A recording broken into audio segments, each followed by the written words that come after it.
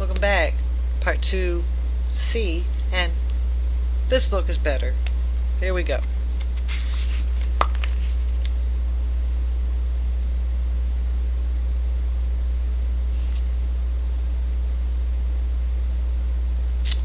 Hold on, I'm just finding my place. Alright. Tom continued to read Black Beauty to Dottie every night until Friday. When school let out, we walked part of the way home with her again, stopping in front of her house. "Gosh, Tom," Dottie said. "I can't wait till tonight to find out what happens to Black Beauty next." Then she clapped her hands in joy. With joy. "And tomorrow, I get to ride Dusty again." Tom shook his head, and his face was very serious. "I'm afraid you'll never find out what happened to Black Beauty, or ever get to ride Dusty again," he said.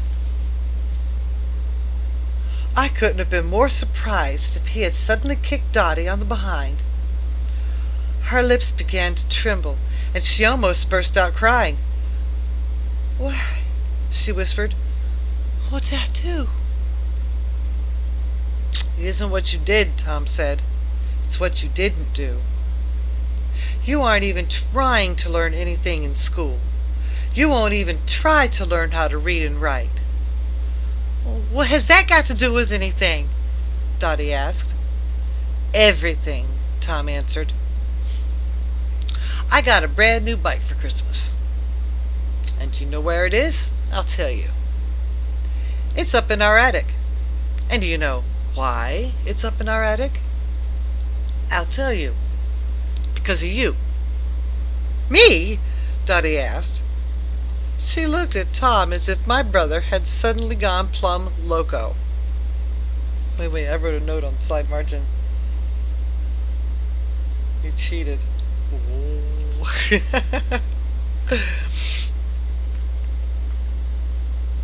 "My mother and father want you to learn how to read and write, and won't give me back my bike until you do," Tom said.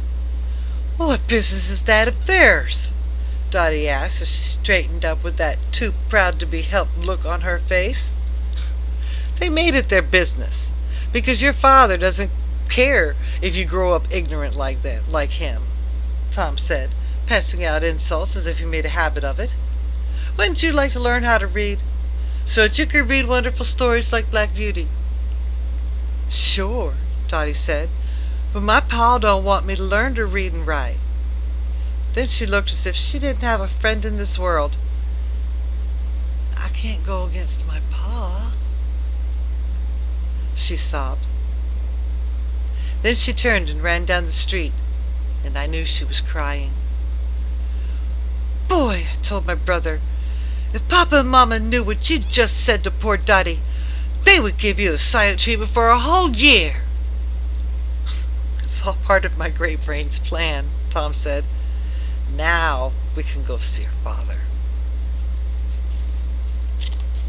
Tom walked boldly into Mr. Stout's shop with me following. Dottie's father was mending a bridle. Tom looked at the back of Mr. Blake's head. "I'm Tom Fitzgerald," he said. "I want to talk to you, Mr. Blake." Dottie's father turned around on the stool and rubbed a finger across his yellow mustache. "Hey, Dottie's told me about you," he said. "You know where she is now?" Tom asked. Mr. Blake shrugged his shoulders. "Home, I guess," he said. "You guessed right, but only half of it," Tom said. "She's home crying her eyes out, and it's all your fault." "Oh, she won't be crying when you get home. She'll pretend that everything is just fine." "What do you mean it's my fault?" Blake asked, amazed. "I told her I wouldn't read to her anymore, and that she couldn't ride Dusty anymore," Tom said. "But you can't do that," Mr. Blake said. "All she talks about is that book you're reading to her and getting to ride that horse." "If I can't ride my bike on account of you," Tom said, "I'm not going to let Dottie ride Dusty." And then he told Mr. Blake about the deal he made with Papa and Mama. "Oh, nothing I hates worse'n meddlers," Mr. Blake said. "What business is it of your ma and pa how I raised my daughter?" "Dottie wants to learn," Tom said. "She wants to get an education, but she isn't going to try, because she believes you don't want her to learn anything." Mr. Blake stumped back on his stool. "I reckon that is what I made her think," he said. "That is what I made her think. I kept telling her I didn't hold with book learning, but only because I didn't want to be the other kids making fun of her." "Dottie has a good mind," Tom said. "She could learn quickly if she tried. I bet Mr. Standish could let her skip a grade almost every year if she tried." "But she isn't going to try, as long as she thinks you don't want her to get an education." Blake looked steadily at Tom. "What do you want me to do?" he asked. "I'll make a deal with you," Tom said. "You tell Dottie you've changed your mind and want her to get an education. Then tell her she must come to my house every weekday night for an hour, and for 2 hours on Saturday mornings. That's your part of the deal. If you agree, I'll read to Dottie for a half hour every weekday night from Black Beauty and other books, and help her with her lessons the other half hour. And I'll tutor her for 2 hours every Saturday. And I'll let her ride Dusty every Saturday afternoon for as long as she wants." Mr. Blake stood up and grabbed his crutch. He hobbled to the counter and held out his hand. "You've got yourself a deal, boy," he said.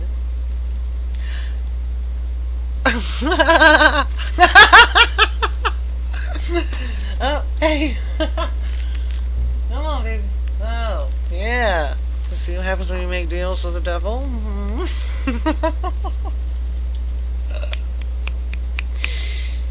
Dottie was smiling when she entered our parlor that evening, just a few minutes after 7. "We'll study for a half hour," Tom said, "and then I'll read to you from the Black Beauty for half an hour."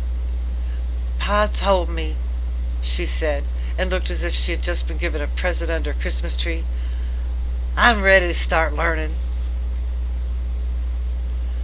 Tom had gotten my old set of blocks with the alphabet on them from our attic and had put them on the floor. He told Dottie to sit down opposite of him on the floor with the blocks between them. He explained to her each of the blocks had a different letter of the alphabet on it. "And we'll start with the first letter of the alphabet," he said, as he picked up the block with the A on it. "This is a vowel. It is called an A, like in the word hay. It has other sounds when used in other words. We'll study them later. Look at the letter close and say it out loud 5 times. This is an A." Then Tom pushed a ruled notebook over to Dottie and handed her a pencil. "Now print the letter A in the notebook, just like it is on the block, 10 times. Tom continued teaching Dottie the alphabet in this way up until the half hour was up. By the time she had memorized A through G, she could pronounce them, write them in the notebook, and when Tom mixed up all the blocks on the floor, pick them out in alphabetical order. Tom was right. Dottie had a good mind. Then Tom read Black Beauty to Dottie for half an hour, during which she sat spellbound with her eyes closed. The next day, Dottie came to our house at 10 o'clock, right after Tom and I had finished our Saturday chores. Tom was teaching Dottie more letters when the front doorbell rang. I opened the door. Well, there stood Sammy Leeds. He saw Dottie and Tom before I could step out into our front porch and shut the door. I could see Basil, Parley Benson, and Danny Forrester standing out on the front lawn. "We're going down to the blacksmith shop to watch Mr. Huddle," Sammy said. "And you and Tom want to come along?" "Can't go now," I said. "Tom's helping Dottie." I knew from the triumphant look on Sam's face that I'd said the wrong thing. Tom continued teaching Dotty the alphabet until the hour was up. And then he read Black Beauty to her for more than an hour until he'd finished it, just before lunchtime. Starting Monday, I'll start reading you the story of Cinderella, he promised. You can come and get Dusty right after lunch and have him all afternoon. Drink. Drink, drink, drink, drink, drink, drink water. Water's good for you, water's good for me, water's good for everybody. Eat. Oh my.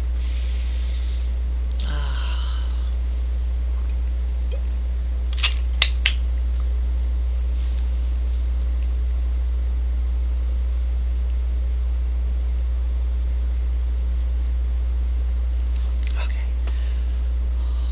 Most joyful. Most joyful. All right. After lunch, Tom and I went to the Smiths' vacant lot, where the kids were playing One-O Cat. The game stopped immediately as they crowded around us. "Surprised to see you here, Tom," Sammy said slyly. "We didn't think we'd see much of you anymore now that you've started playing with girls." Jimmy Peterson hitched up his breeches, which were one size too big for him. "Yeah, only sissies play with girls," he said. If Jimmy hadn't been younger and smaller than Tom, he'd have got a punch on the nose for saying it. But I could tell from the looks on the other kids' faces, they were all thinking the same thing. "I don't play with girls," Tom said. "Well, I don't know what else you'd call it," Sammy said. "Dotty Britches comes to your house every night, even on Saturdays, and you let her ride Dusty." Pearlie Benson pushed his coonskin cap up on his head. "Next thing we know, Tom will be playing jacks and hopscotch with Britches Dotty, and might even start playing with dolls instead of us boys." I figured for sure that Tom would challenge Pearlie to a fight, but he didn't. You are one kid in town I haven't whooped yet," he said, "but I'll get around to it one of these days. You fellas have got a right to be suspicious. But when I tell you what's been happening, you'll know that T.D. Fitzgerald isn't a sissy. You haven't seen me riding my new bike for a week, have you?" The kids all shook their heads. Then Tom explained to them about Mama and Papa taking away his bike and what he had to do to get it back. Danny Forrester was so shocked. His eyelid, that was usually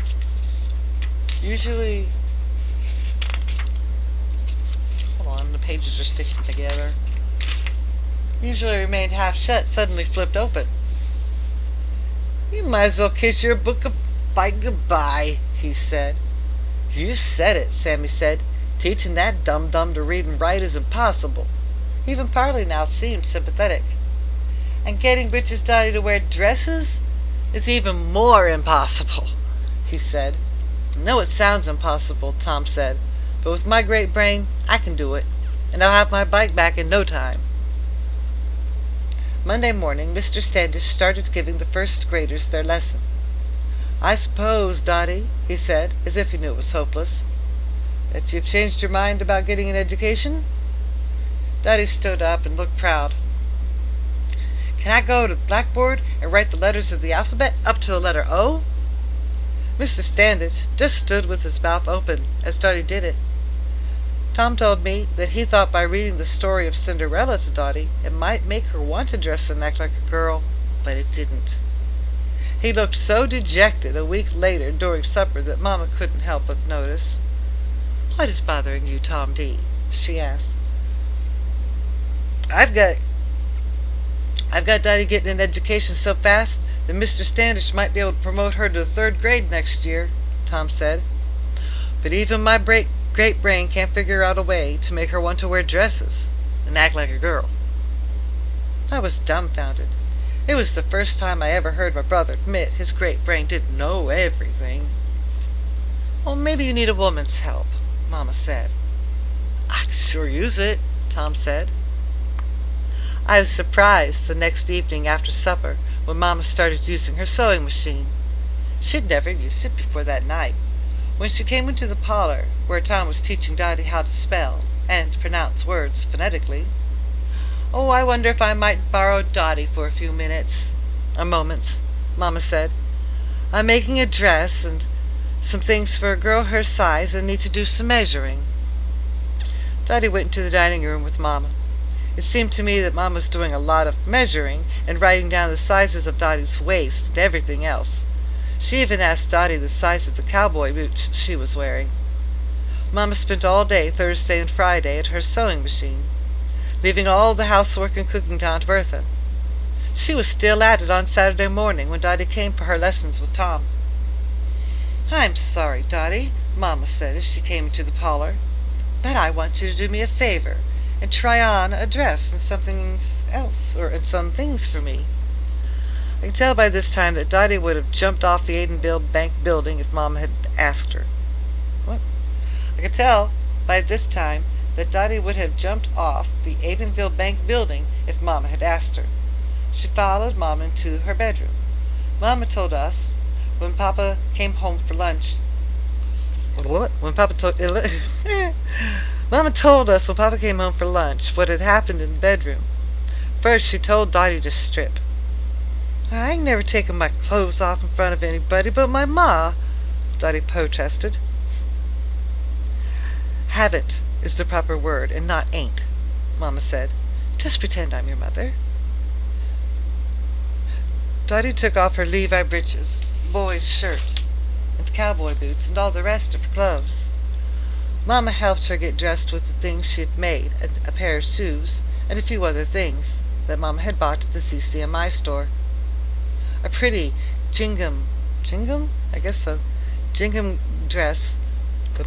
A pretty gingham dress was the last thing Mama helped Dotty put on. When Mama stood Dotty in front of a full-length mirror, and then she stood her in front of the full-length mirror in her vanity.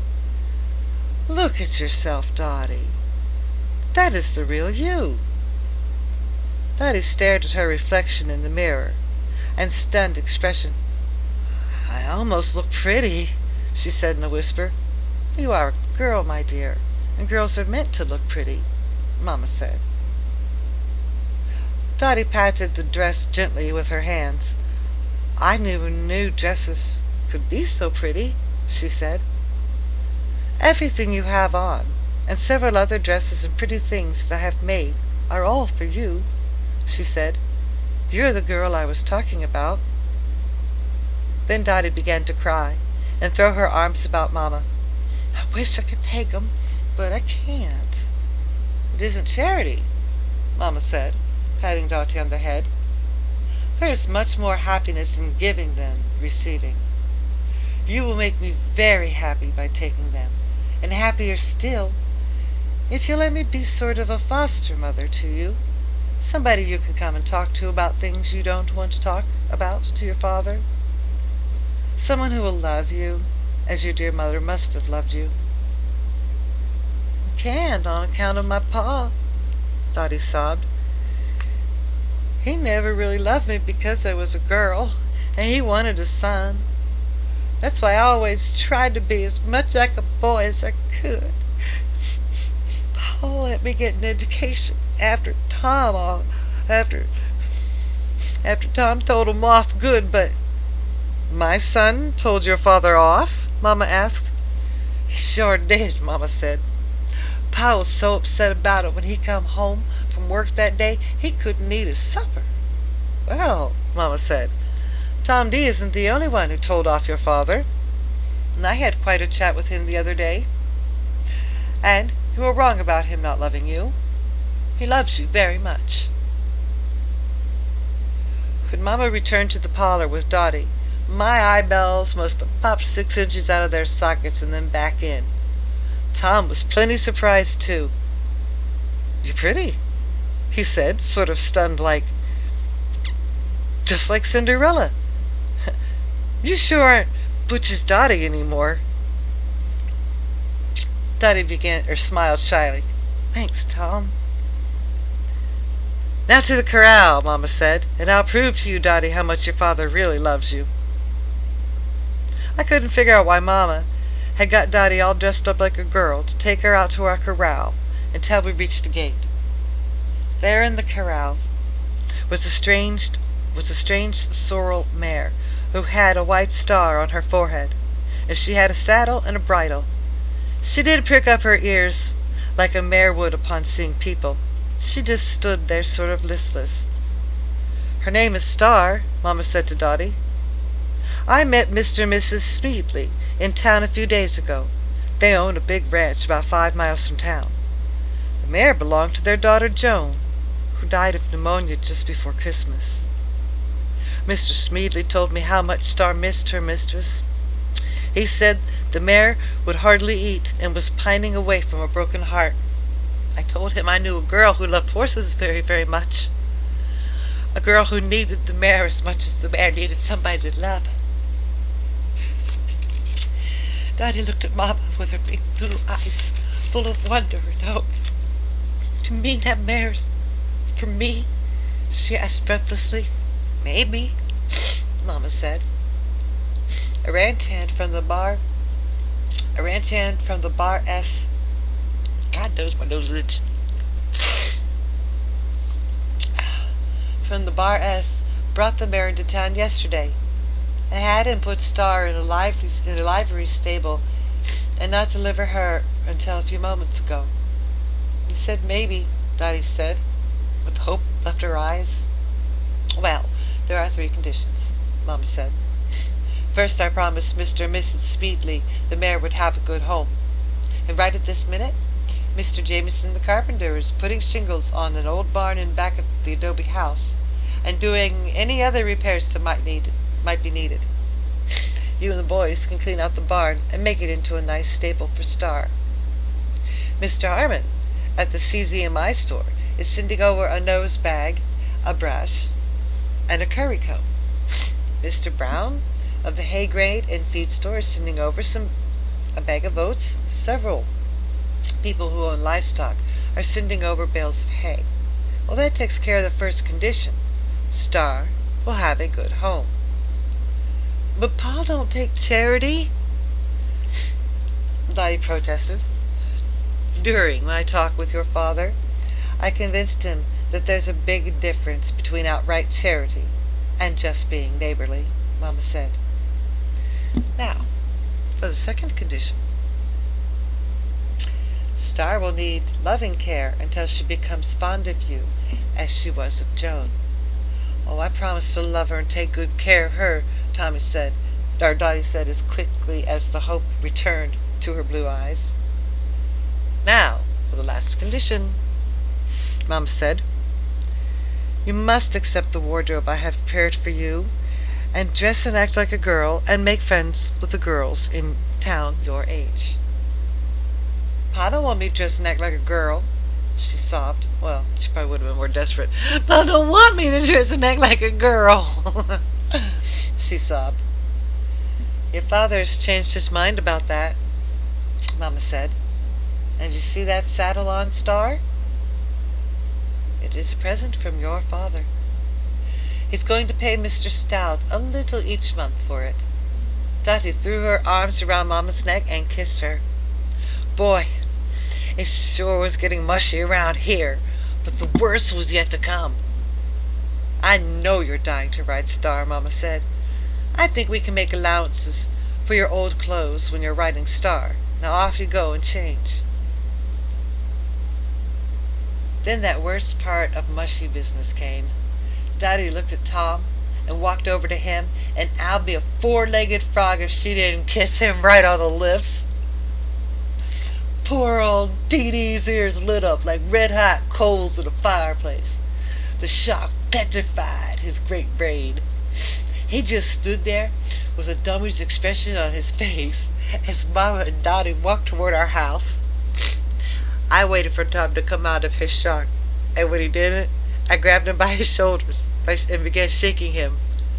"Did it hurt that much?" I asked. I knew I probably would have dropped dead if a girl had kissed me. Tom came out of it sudden-like. "Don't be silly," he said. "Daddy's just showing her appreciation for all my great brain did for her." Boy, I said, I hope I never do anything that makes a girl appreciate it that much. If the fellers knew you'd been kissed by a girl, they would never speak to you again. I'm sure not going to tell them, and neither are you, Tom said. My little brain saw a golden opportunity to get even with Tom for all the times he swindled me. Oh, I don't know about that, I said casually. I think the fellas ought to know you've been kissed by a girl. Tom knew I had him over a barrel. All right, J.D., he said. How much not to tell? How about doing all my chores for a week? I asked. It's a deal, Tom answered so quickly I knew I hadn't asked for enough. And how about letting me use your bike for a whole week, I said. All right, Tom said.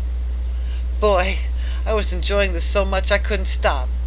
And we just might as well add 10 cents in cash before we seal the bargain, I said.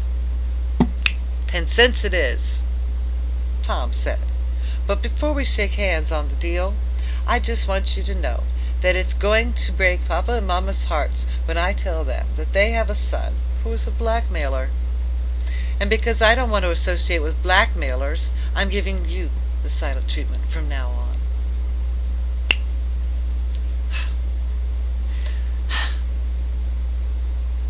I sure didn't want Mama and Papa to think that they had raised a blackmailer. And I knew from past experience that I'd rather be dead than have Tom give me the silent treatment. Get the whole deal, I said. My word of honor I won't tell. Well, then you admit it was a shameful thing to try and blackmail your own brother, Tom asked. Yes, I said. So shameful you should be punished for it? I can't help it, you big. Oh, shut up, Tom, you meaty poo-poo head. Jeez. I guess so, I said. Because you're my brother and I love you. I'm going to let you off easy, Tom said. Give me your word of honor. Oh, hey, come on. Come on now. Give me your word of honor that you'll never tell the fellows Dottie kissed me and do all my chores for a week, and we'll call it even.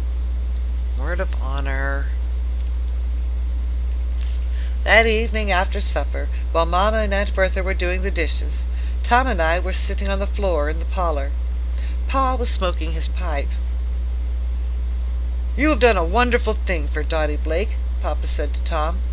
Thanks, Papa, Tom said. Then he winked at me as he kept his face turned away from Papa. You know, J.D., it's just too bad I won't be tutoring Dottie any more. Without my help, Mr. Standish might not let her skip the next grade next year. Oh. I'm sorry, I read that wrong. He's acting like he's talking to J.D., but he's actually. So, he winked at me as he kept his face turned away from Papa. You know, T.D., it's just too bad I won't be tutoring Dottie anymore. Without my help, Mr. Standish might not let her skip the second grade next year. What's this? Papa asked as he removed his pipe from his mouth.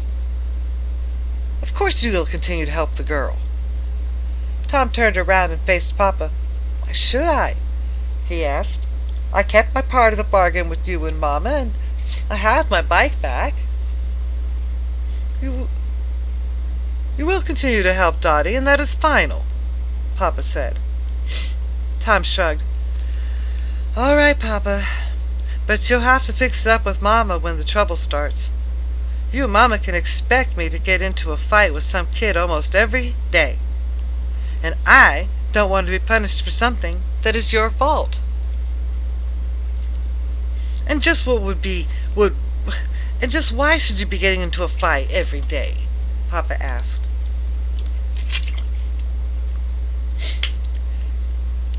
Tom stood up and folded his arms on his chest.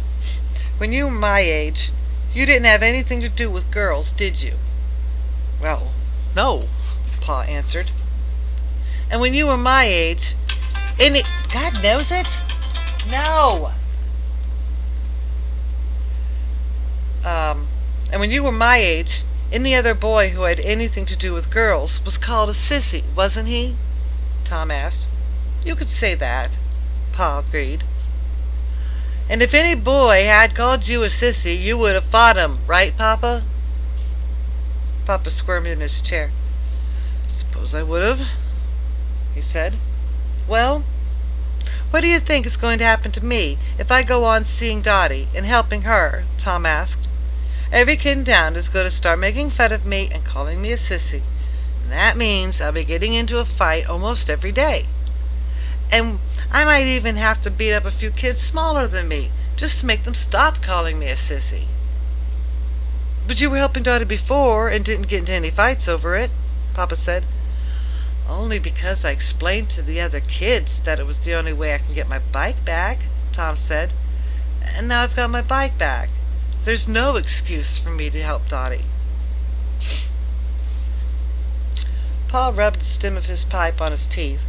There must be some way, he said. Your mother and I want to help that girl all we can. Well, there is a way, all right, Tom said. If the kids thought I was getting paid for tutoring Dottie, they would understand. Because they all know I only use my Great Bane to make money or to get something. But if I tell them I'm getting paid, when I'm not getting paid, that would be lying.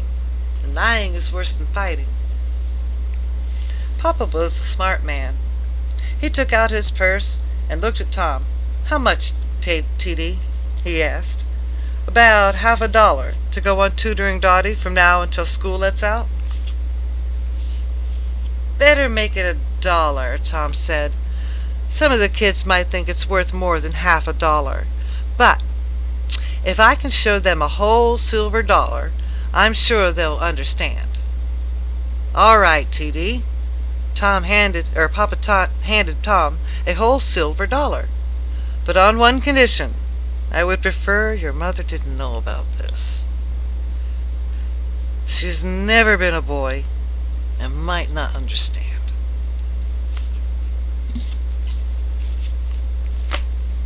All right, that was chapter 2. Told you it was going to be a long read.